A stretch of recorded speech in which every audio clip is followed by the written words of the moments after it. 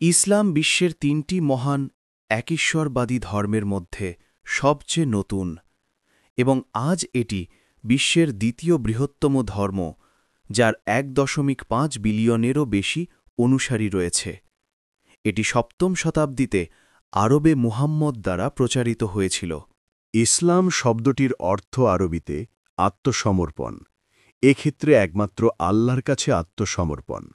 মুসলিমরা ইসলামের ৫টি মূলনীতি অনুসরণ করে: শাহাদা, একমাত্র আল্লাহর প্রতি বিশ্বাস ঘোষণা করা এবং মুহাম্মদকে তার রাসূল হিসেবে বিশ্বাস করা।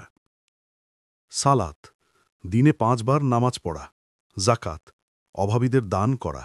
সওম, রমজান মাসে ১ মাস রোজা রাখা। হজ, মক্কায় তীর্থযাত্রা করা। ইসলামের দুটি প্রধান উৎস হল কোরআন, পবিত্র ধর্মগ্রন্থ যা আল্লাহর বাণী হিসেবে বিবেচিত, যা মুহাম্মাদের কাছে মৌখিকভাবে ফেরেশতা জিবরাইলের মাধ্যমে প্রকাশিত হয়েছিল। দ্বিতীয়ত, হাদিস, যা অধিকাংশ মুসলিম বিশ্বাস করে মুহাম্মাদের কথা ও কাজের রেকর্ড। ইসলামের উৎপত্তি হয়েছিল যখন মুহাম্মদ আল্লাহর কাছ থেকে ঐশী প্রকাশ পান, যার মধ্যে ছিল আল্লাহর কাছে আত্মসমর্পণ, শেষ বিচারের দিনের প্রত্যাশা এবং দরিদ্র ও অভাবীদের যত্ন নেওয়ার গুরুত্ব। মুসলিমরা বিশ্বাস করে মুহাম্মদ ছিলেন পুরাতন ও নতুন নিয়মে উল্লিখিত অনেক নবীসহ একটি নবীগণের শেষজন, এবং তিনি তাদের মূল ও প্রকৃত বিশ্বাস শিক্ষা দিয়েছিলেন। মুহাম্মদ এই প্রকাশগুলো প্রচার শুরু করেছিলেন, অনুসারী পেয়েছিলেন, কিন্তু শত্রুও তৈরি হয়েছিল যারা তাকে ইয়াত্রিবে পালিয়ে যেতে বাধ্য করেছিল, যা বর্তমানে মদিনা নামে পরিচিত, যেখানে তার মিত্র ছিল। তিনি সেখানে একটি ইসলামী সম্প্রদায় ও ভিত্তি গড়ে তুলেছিলেন এবং তারপর একাধিক সামরিক অভিযান পরিচালনা করেছিলেন, যার মধ্যে অনেকগুলো ছিল তার মূল মক্কার কুরাইশ গোত্রের বিরুদ্ধে, যতক্ষণ না তিনি শেষ পর্যন্ত মক্কায় ফিরে এসে এটি জয় করতে পারেন। ৬৩২ সালে তার মৃত্যুর সময় মুহাম্মদ আরব উপদ্বীপের অধিকাংশ অংশকে একত্রিত করতে সক্ষম হয়েছিলেন।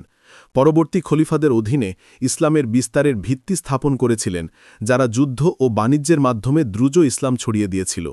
প্রথম ৪ খলিফার মধ্যে কে আনুষ্ঠানিকভাবে গৃহীত হয়েছিলেন তা নিয়ে কিছু বিতর্ক রয়েছে। সুন্নি মুসলিমরা, যারা আজ ৮৫ থেকে ৯০% মুসলিম প্রতিনিধিত্ব করে, ৪ জন খলিফাকেই গ্রহণ করে, যখন শিয়া মুসলিমরা কেবল খলিফা আলীকে স্বীকৃতি দেয়। সুন্নি ও শিয়া আজ ইসলামের দুটি প্রধান সম্প্রদায় গঠন করে, যদিও ছোট ছোট সম্প্রদায়ও বিদ্যমান। খলিফা উসমান সম্ভবত সবচেয়ে বেশি পরিচিত, কারণ তিনি মুহাম্মাদের জীবদ্দশায় বিভিন্ন পর্চা ও হাড়ে সংগ্রহিত পাঠ্য এবং আবু বকরের সংকলিত কোরআনের একটি অনুলিপির ভিত্তিতে কোরআনের অনুলিপি তৈরির নেতৃত্ব দিয়েছিলেন। রাশিদুন, উমাইয়া এবং তারপর আব্বাসীয় খিলাফতের অধীনে জিহাদ নামে পবিত্র যুদ্ধ পরিচালিত হয়েছিল পার্শ্ববর্তী পারস্য ও বাইজেন্টাইন সাম্রাজ্যের পাশাপাশি মিশর ও উত্তর আফ্রিকায় মুসলিম অঞ্চল প্রসারিত করতে। বাণিজ্যের বৃদ্ধিও ইসলামকে পূর্ব এশিয়ায় ছড়িয়ে দিতে সাহায্য করেছিল, যার মধ্যে ভারতীয় উপমহাদেশ, চীন এবং ইন্দোনেশিয়া অন্তর্ভুক্ত ছিল।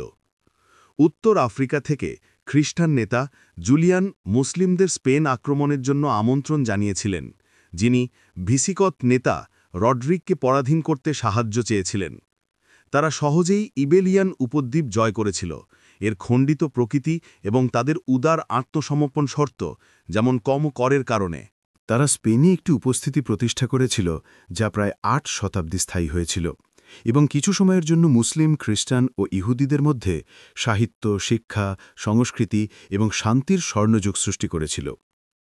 প্রায় একই সময়ে পূর্বে আব্বাসীয় খলিফা হারুন আল রশিদের শাসনকালে ৫ শতাব্দী দীর্ঘ ইসলামী স্বর্ণযুগ শুরু হয়েছিল, যখন বাগদাদ বিশ্বের বৃহত্তম শহর ছিল।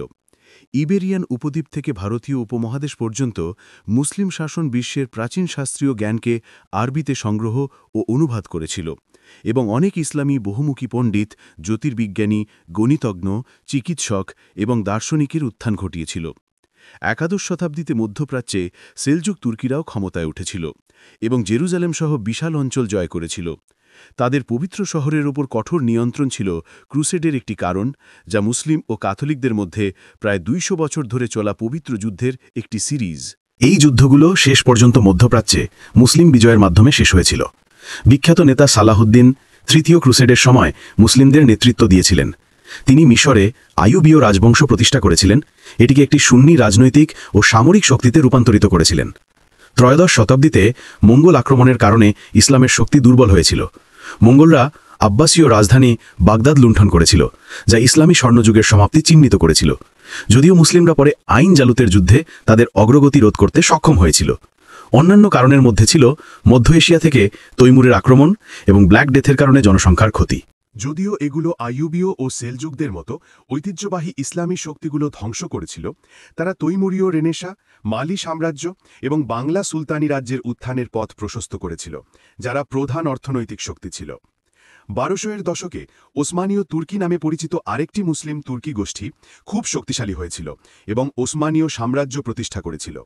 তারা অর্থোডক্স বাইজেন্টাইন সাম্রাজ্য জয় করেছিল এবং মক্কা ও মদিনার ইসলামী পবিত্র শহরগুলোর নিয়ন্ত্রণ নিয়ে মুসলিম খিলাফত দাবি করেছিল। ওসমানীয়রা শতাব্দীর পর শতাব্দী ধরে বিশাল অঞ্চল শাসন করেছিল, যতক্ষণ না প্রথম বিশ্বযুদ্ধের পর তুরস্ক একটি প্রজাতন্ত্রে পরিণত হয়। ইসলামের ইতিহাসে একটি গুরুত্বপূর্ণ টার্নিং পয়েন্ট ছিল 16শ শতাব্দীতে, যখন পারস্যের ইসমাইল প্রথম ওসমানীয় সাম্রাজ্যের শত্রু সাফাভিদ রাজবংশ প্রতিষ্ঠা করেছিলেন এবং সুন্নি থেকে শিয়া ইসলামে ইরানের রূপান্তর ঘটিয়েছিলেন, যাতে সুন্নি উসমানীয়দের তুলনায় ইরানের একটি সুসংহত ও স্বতন্ত্র পরিচয় তৈরি হয়। পশ্চিমে কয়েক শতাব্দী ধরে স্পেনে থাকা মুসলিমরা কম ঐক্যবদ্ধ হয়ে পড়েছিল এবং অবশেষে 1492 সালে উদীয়মান খ্রিস্টান শক্তি দ্বারা ইবেরিয়া থেকে বিতাড়িত হয়েছিল। পরবর্তীতে 19 ও 20 শতাব্দীতে ইসলাম পশ্চিমা শক্তি দ্বারা উল্লেখযোগ্যভাবে দুর্বল হয়েছিল, যারা বাণিজ্যের উদ্দেশ্যে মুসলিম জাতিগুলোকে উপনিবেশিত করেছিল।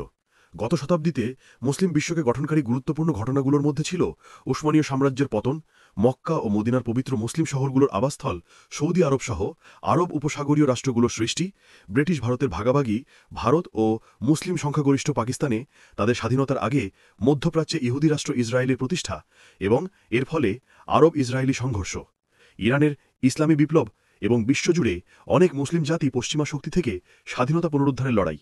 আজ কিছু চরম ঘটনা কিছু লোককে ইসলামকে সন্ত্রাসবাদের সাথে যুক্ত করতে প্ররোচিত করেছে, যদিও এই ধর্ম ঐতিহাসিকভাবে শান্তির পক্ষে সমর্থন করে এবং এটি বিভিন্ন মানুষ ও সংস্কৃতির একটি বিশাল বৈচিত্র্য প্রতিনিধিত্ব করে।